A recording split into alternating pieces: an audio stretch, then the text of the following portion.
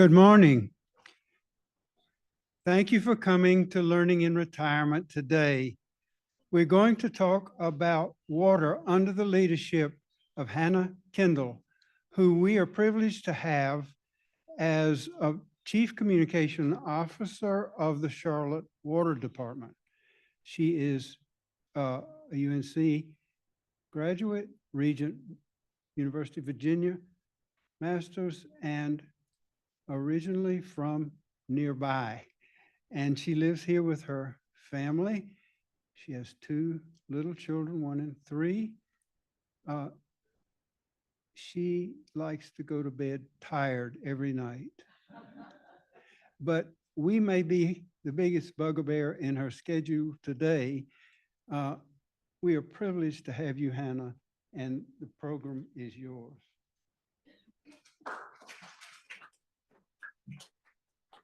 Thank you. Yes, I have a 1 and a 3-year-old. I'm married. We live here. We are born and raised in Belmont, but as I said before, Yep, can you hear me now? Perfect. Awesome. Does that work? Perfect. Yeah, family's from here. I've got 2 littles. My husband's here too. We were born and raised in Belmont, so a lot of what you'll notice with Charlotte Water is that we don't just clean and treat your water. We live here too. Our kids go to these schools. We go to these churches, attend events here. So making sure that your water is clean, reliable, and safe is a huge priority. And I'm super excited to talk to you all today about Charlotte Water.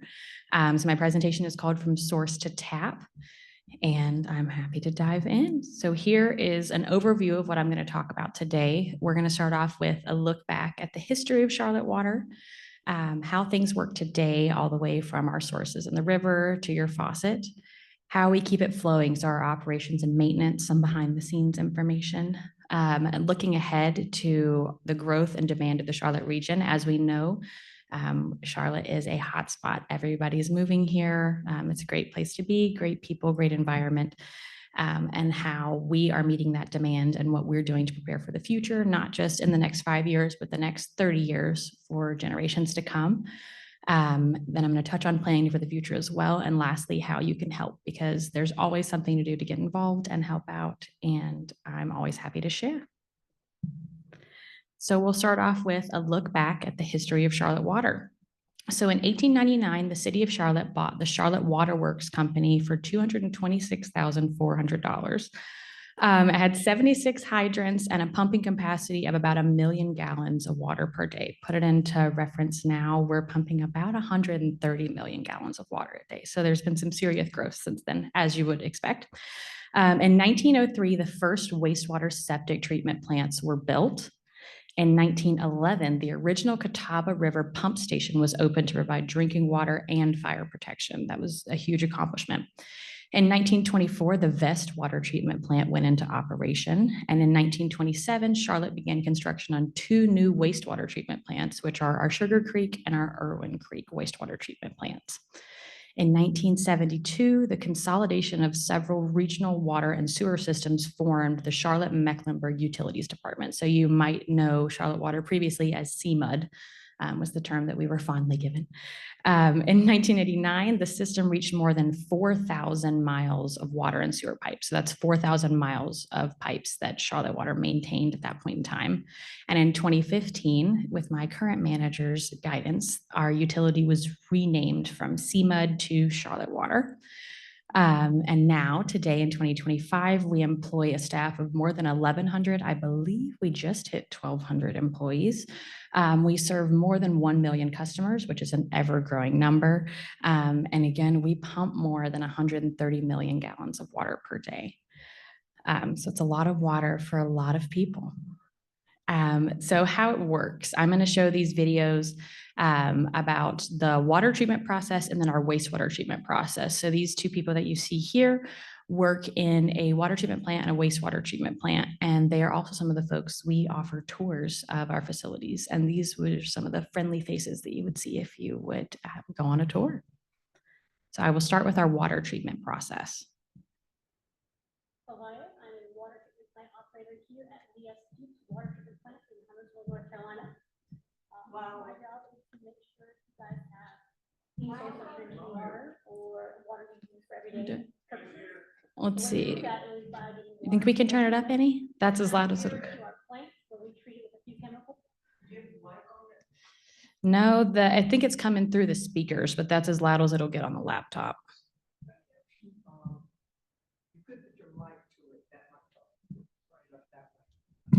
I think it's through the port in the speakers in the room.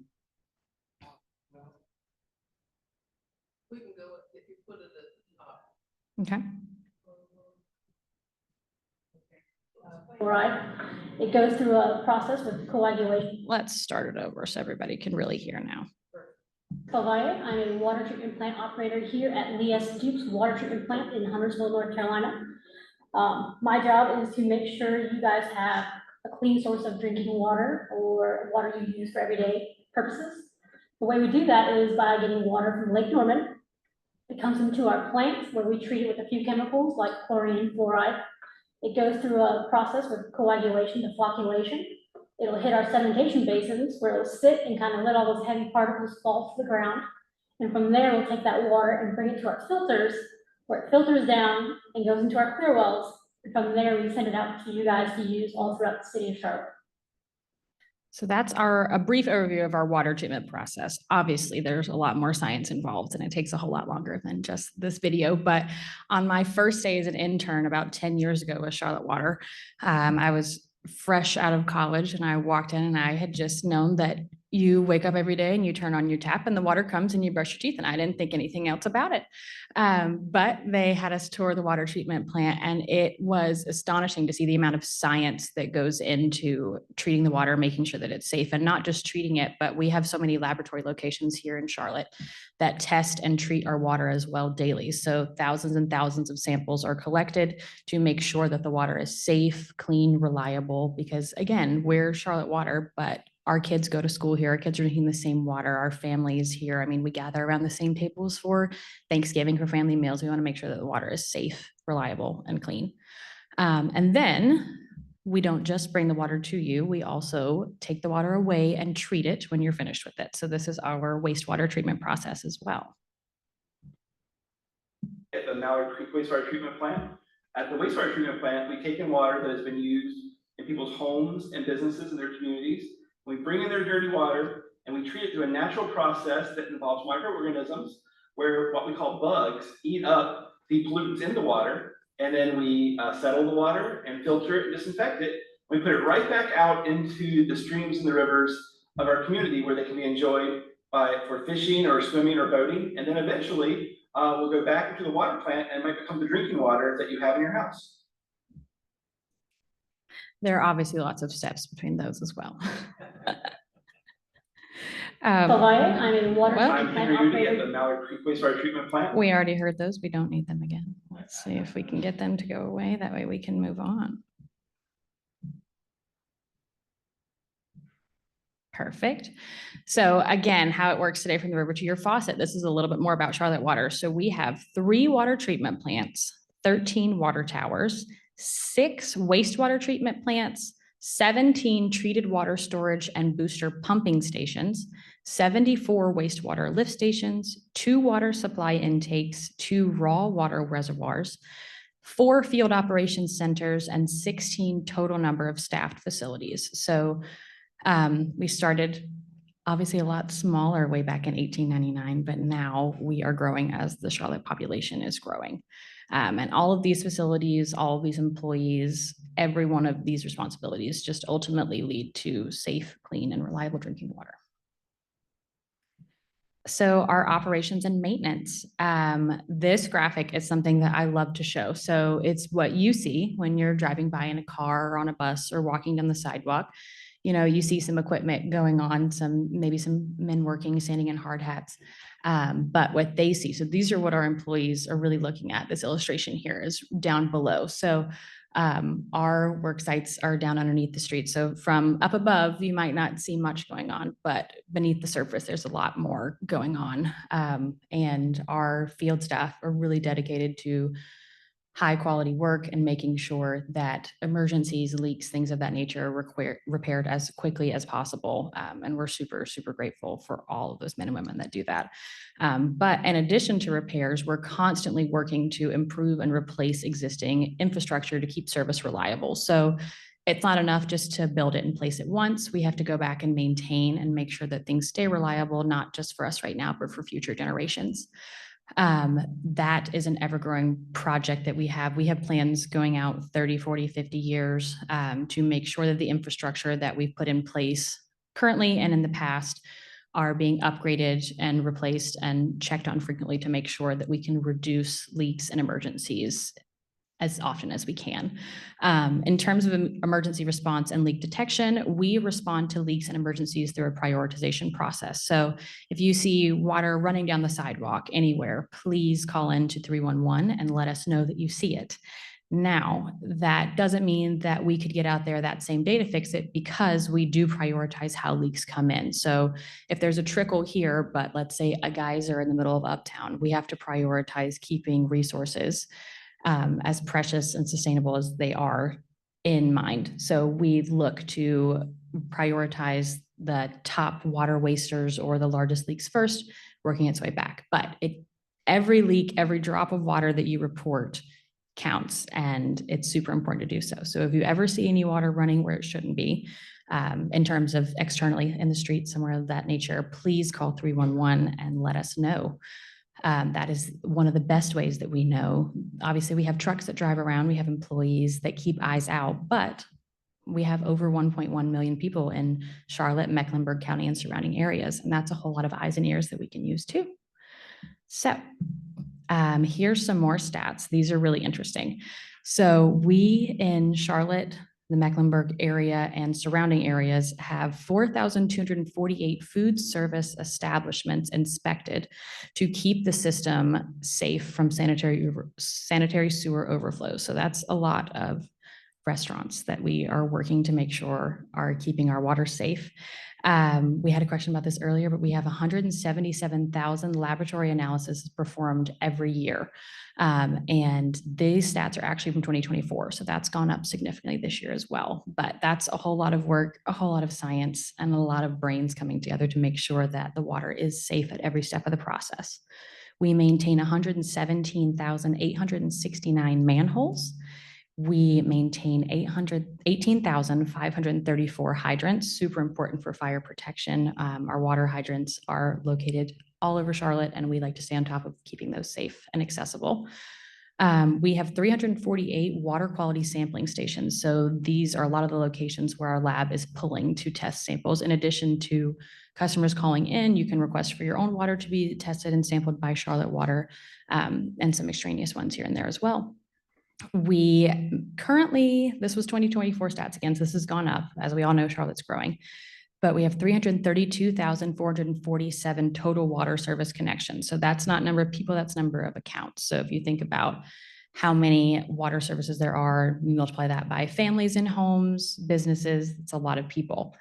We have 56 industries regulated to prevent against harmful pollutants.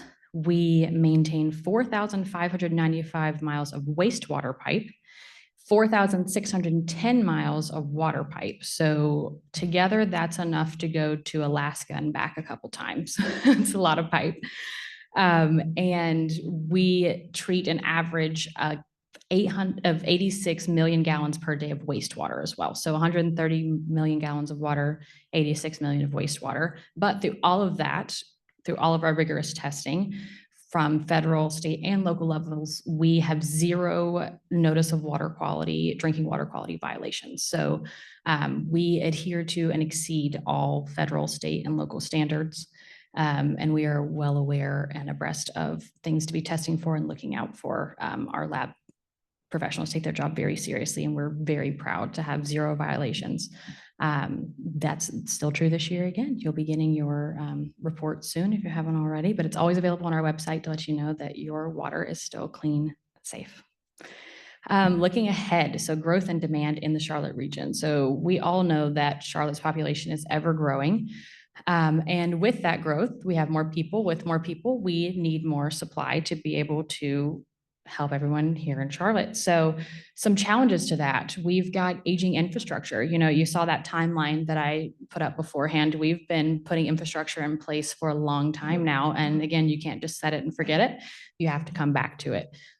So we are factoring into our plans for the future, this aging infrastructure. In addition to building new infrastructure to accommodate new folks coming in, we've got to keep up and maintain the stuff that's already here. Another challenge to this is drought. So our climate is hotter than ever. I'm sure you all feel it when you go outside and it's 100 degrees in July, that it's very warm. So luckily right now we are not in a major stage of drought. That's always beautiful to hear.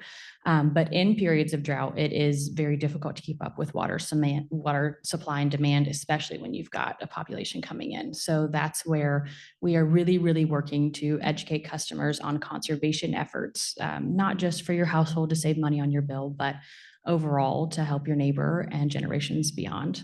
And that brings me to planning for the future. So one little fun tidbit is that we are launching a new way to manage your Charlotte Water account soon. We're going to be launching a new web portal and a mobile app on your phone.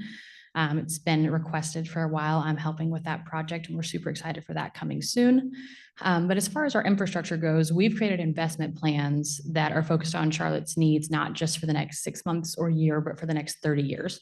And these are updated annually. Each year that they're updated, they also prioritize updating the greatest needs for the next 5 years. So we've got a big picture plan, but also a 5-year plan.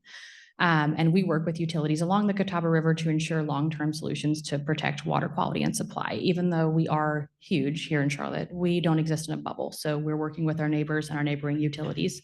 I live in Belmont, so one of the ones that we partner with is Belmont, Mount Holly. All around, we keep everybody in mind. So here is a video on how we're preparing for the future as well.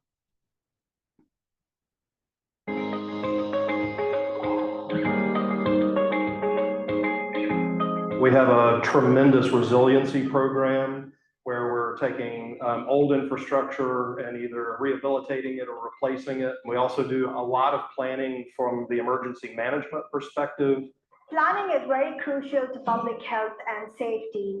Charlotte Water has a dedicated group of engineers that focus on planning of water and sewer infrastructure. And we do all this to make sure that our system is performing the way it needs to.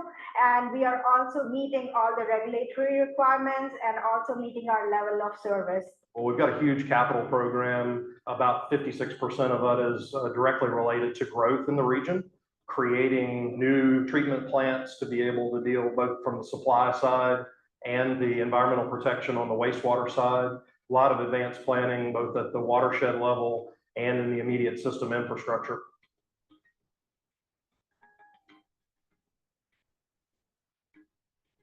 One of the beautiful things about that water management group is that it is focused on meeting those future human needs with enough water and high quality water.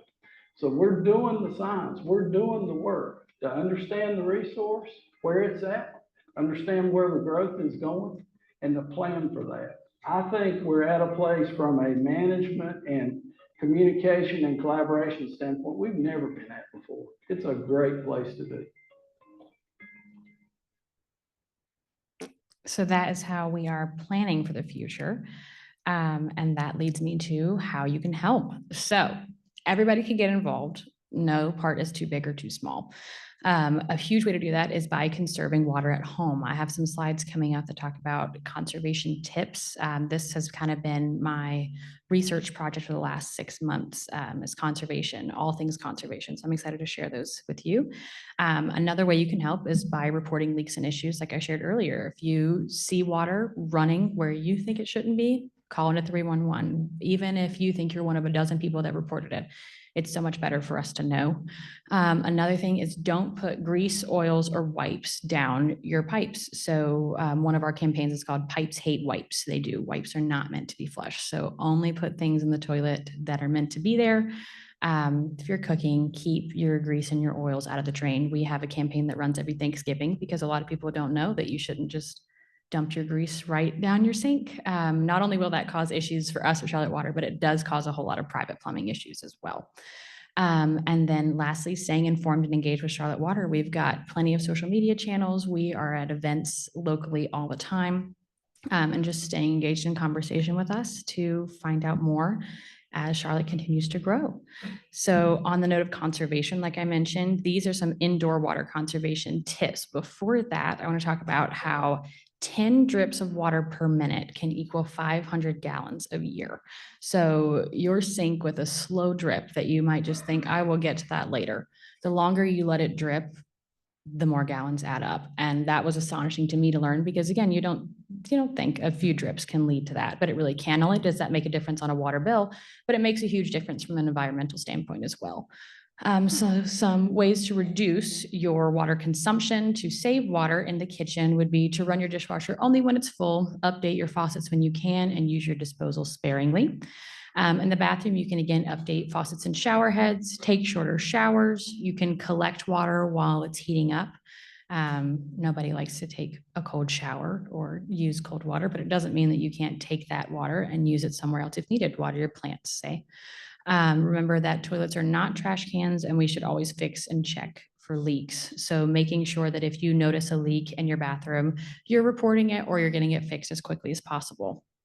And the laundry, use the lowest water setting possible and always using cold water, because something that we don't think about is that energy also uses water. So our folks at Duke Energy have to use water to cool things down to keep the process going.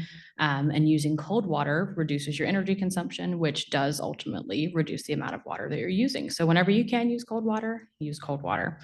Around the home, you can repurpose the ice from your drink to water plants. So let's say you just finished your beverage and you've got some ice in your cup. Instead of tossing it down the drain, toss it in your plant and let your plant have that water instead.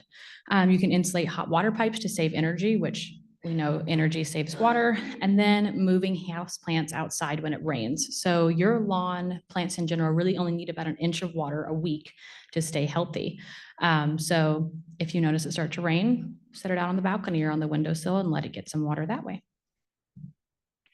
As far as leak detection, a dripping faucet can equal 3,000 gallons per year. So if you've got a serious drip, that's an easy way to identify water and save it.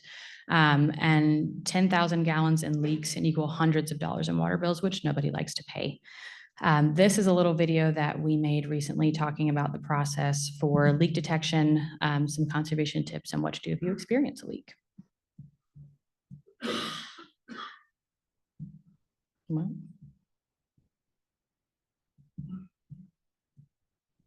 that one might not want to show. We can come back to that one at the end. It's basically just saying what I said.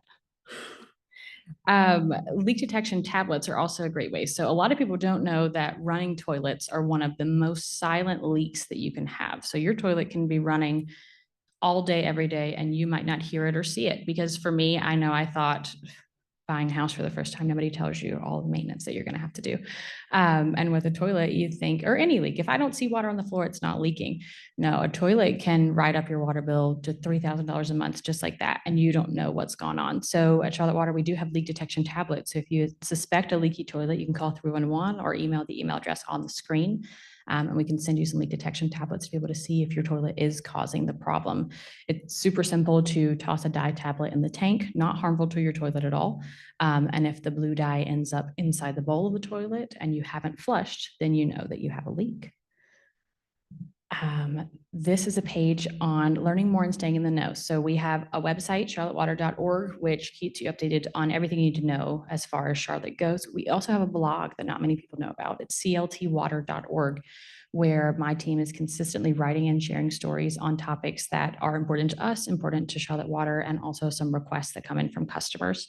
And then, of course, we've got social media. We have pretty much anything you can think of: Facebook, Instagram, X or Twitter, LinkedIn, and YouTube. And our YouTube is where you've seen several videos today. We have so many, we have hundreds on there of just about any topic that you can think of. So if you're curious and you want to know, please check out our YouTube. We work very hard on those and would love to have some interaction from you all. So that is how you can help. Again, conservation is key, and just staying aware conversationally with your peers letting everybody know about conservation, how important it is, because again, we're not just looking at today, do we have enough water? You know, is it so hot today that it's evaporating? We're looking towards the future. I know I mentioned that I've got a 1 and a 3-year-old. I want to know that when they're 95, that they are also drinking clean, reliable, and safe drinking water. And I can help lay the framework for that today and how I'm interacting and using water. I know there was a Q&A piece, and I'm happy to answer any questions that anybody might have. There are 2 mics out, and if you have a question you want to ask or can contribute to our knowledge through your question, there's one, and somewhere, here's another. Hands up. And if I can't answer your question today, I will write it down and write your information down and get the answer and get it back to you, I promise. My question is, do you also manage stormwater? So Charlotte Water, we have our, he asked if we also manage stormwater. So we call ourselves One Water, which means that stormwater is kind of our sister company. So there's Charlotte Stormwater and then there's Charlotte Water. So we do operate closely, even in the same building, but we are separate companies. But if you have any questions regarding stormwater, I'd be happy to take them. I can get them to the right people and get you an answer. Well, I was wondering if a developer is trying to do a new project, do you have to approve that, both in terms of the stormwater and the water availability? Yes. So for developers like neighborhoods or commercial buildings, we get these requests all the time. And there are permitting processes that you go through for stormwater, for water and sewer, to be able to begin the process of attaching onto our system to be able to either receive water or provide water to the wastewater treatment plants. Yes, and if the developer needs that information, they can contact 311 as well, and they'll be able to get all that permitting information.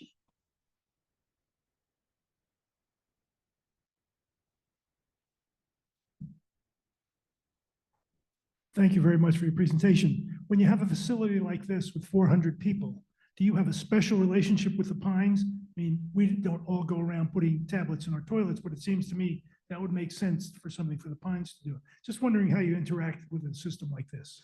So we have plenty of large customers, and we actually have a key accounts relationship manager. So this person works with all of our large accounts, all the way from Bank of America Stadium down to schools and anything of that nature. So what most of the time happens is there's like a master meter that Charlotte Water provides meter through, and then the property maintains the rest of it on the inside. However, we are always happy to help with conservation efforts. And if the facility wants to request those tablets, we can definitely make that happen, and would love for residents to be able to get involved in conserving water as well.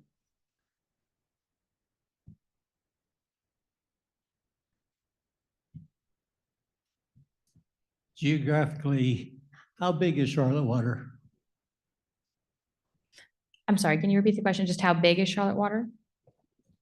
Geographically, how large is Charlotte Water? So we don't just incorporate City of Charlotte proper, we also do Mecklenburg County and surrounding areas. So Davidson, Cornelius, and the smaller towns. Geographically, I'm not sure mile range how large we are, but we're over 1.1 million customers within all of those areas. Would Mooresville be included? I believe so, yes. And I can probably pull up a map as well. Let me see. Another question while you're looking. Mm-hmm. There's a lot of discussion about taking fluoride out of water. Can you comment on that? So our laboratory sampling stations, as I showed you before, stay on top of all types of chemicals in the water. So we do not just meet, but we exceed all current regulatory requirements. We have been testing for PFAS, which are forever chemicals, and we have incredibly low, almost undetectable levels. And we do currently use fluoride in our water to treat as part of the standardized process as of right now. Our lab is always willing to learn and growing, and we are going to wait to see what our director decides as far as fluoride in the water. But as far as we know right now, the ways that we use to treat water are safe and reliable. And I will get with you to send you a map. I can't pull it up right now. My computer's just cycling. But our boundaries do encompass certain parts of Mooresville. It just depends on kind of what your zip code is and how close you are to the rest of our lines. I apologize that I came in late, but what is the source of your water and where does the waste go? So our sources right now are all coming from upstream. So Lake Norman is one of our biggest sources. And we are so lucky to have very clean and pure sources that are flowing from upstream. Not everywhere in America is lucky to have that. It makes our water treatment process a whole lot easier.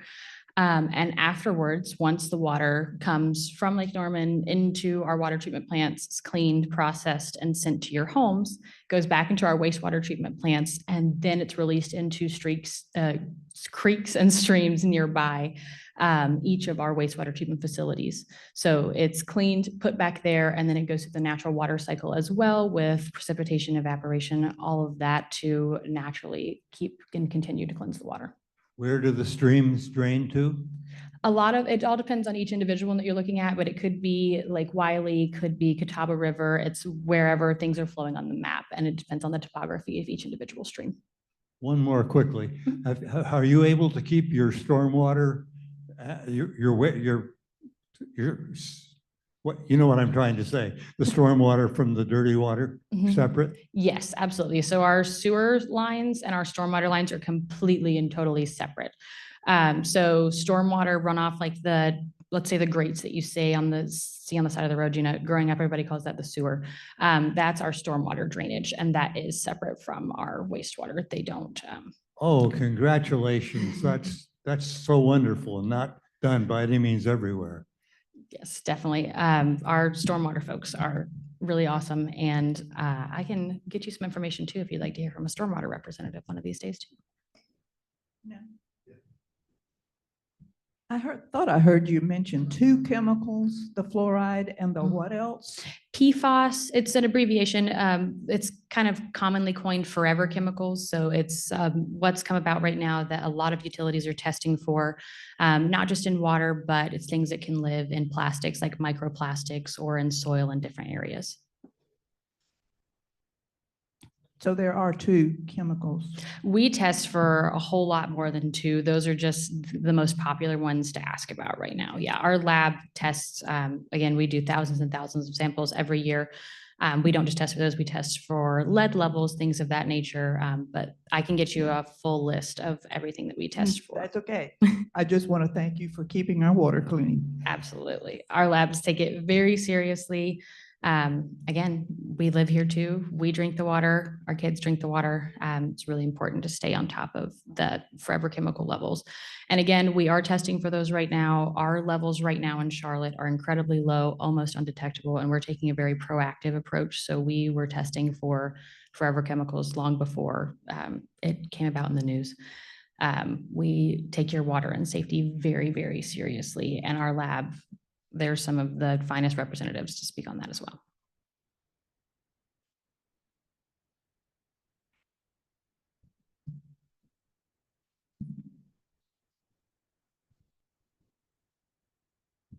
Could you comment on bottled water versus Charlotte water? Yes, I can. So if you buy a bottle of Dasani water, say from a gas station or a vendor here, Dasani is bottled by Coke, who actually uses our water.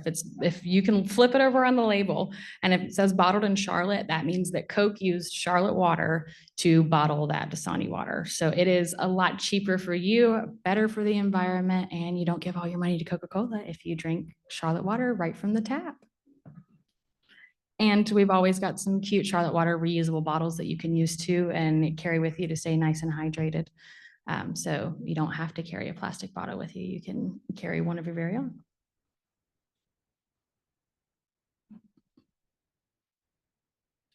Let's give a round of applause to Hannah. Thank you. We thank you for coming. We thank you for your imaginative and vigorous presentation. And you've won a lot of friends, I think. Perfect. Well, I will leave my information too. If anybody has any individual questions, feel free to give me a call or send me an email. If I can't answer it, I know somebody who can, and I will get the answer for you as quickly as possible. Thank you, everybody. Thank you. Thanks. Thanks for coming.